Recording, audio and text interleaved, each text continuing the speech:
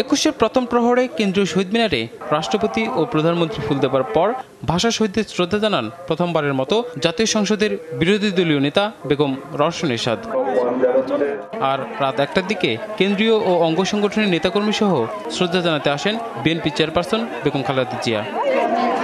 দেশের রাজনৈতিক অঙ্গনের শীর্ষ নেতাদের শ্রদ্ধা জানানোর পর শহীদ মিনার খুলে দেওয়া হয় সাধারণ মানুষের জন্য। এ সময় শিক্ষক, শিক্ষার্থী, বুদ্ধিজীবী ও বিভিন্ন সংগঠনের নেতাকর্মী সহ নানা শ্রেণী পেশা ও বয়সের মানুষ ফুল দিয়ে শ্রদ্ধা জানান ভাষা শহীদদের প্রতি। দেখতে দেখতে একসময় পুরো শহীদ মিনারের আশপাশ পরিণত হয় জনসমুদ্রে। ফুলে ফুলে ছেয়ে যায় শোক আর অহংকারের মিনার। একুশের চেতনায় যুদ্ধ অপরাধীদের বাংলাদেশের মাটিতে সম্পূর্ণভাবে দমন করতে হবে। ভাষা শহীদদের সেই চেতনায় আবার তারা ঐক্যবদ্ধ হবেন, গণতান্ত্রিক অসাম্প্রদায়িক বাংলাদেশকে এগিয়ে নেবেন। আর সব সংগঠনের মতো ভাষা শহীদদের শ্রদ্ধা জানাতে কেন্দ্রীয় শহীদ মিনারে আসে বেসরকারি টেলিভিশন RTV ও 52 পরিবার। ভাষার সৈনিক যারা শহীদ হয়েছেন, যারা তাদের আত্মত্যাগ করেছেন, সেটা যেন আমাদের টিভি চ্যানেলের মাধ্যমে পৃথিবীর সব জায়গায় ছড়িয়ে পড়ে। আমাদের চ্যানেলটার নামই হচ্ছে 52।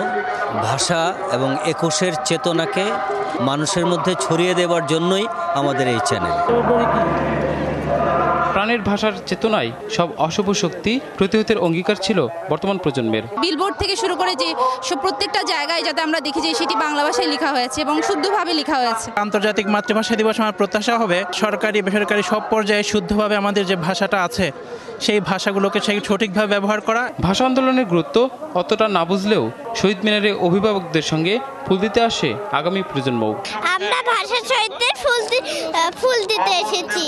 আমি কি ভুলিতে পারি ছেলে হারা শত মায়ের রোসরু গড়ায়ে ফেব্রুয়ারি। মায়ের ভাষার প্রতিষ্ঠা সংগ্রামে ভাই হারানোর শোক আর বাঙালি জাতির গৌরবগাথার নীরব সাক্ষী স্মৃতির মিনারে এই শ্রদ্ধাঞ্জলি আর শপথ সামনে এগিয়ে যাবার প্রেরণা।